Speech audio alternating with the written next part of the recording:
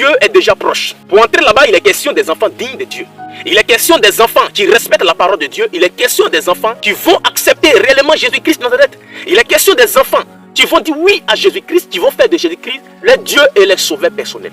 Alors la question dont je voudrais te poser, mon frère, la question dont je voudrais te poser, ma soeur, c'est parce que Jésus n'est pas Dieu que tu ne veux pas l'accepter? C'est parce que Jésus n'est pas Dieu que tu ne veux pas devenir chrétien?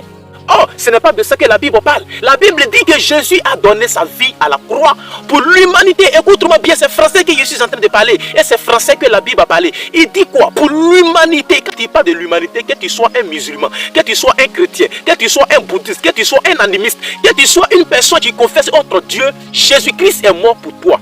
Frère, ça ce n'est pas encore à ton niveau. Il est question de l'accepter parce qu'il a donné sa vie à la croix pour toi.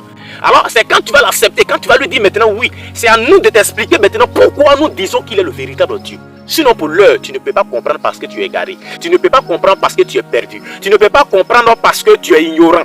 Alors, bien-aimés frères et sœurs, l'heure est grave. Et accepte maintenant Jésus-Christ parce qu'on ne sait pas à quel moment la mort peut frapper. On ne sait pas à quel moment le sceau de vie peut nous quitter. Il est l'heure de confesser Jésus-Christ. Shalom.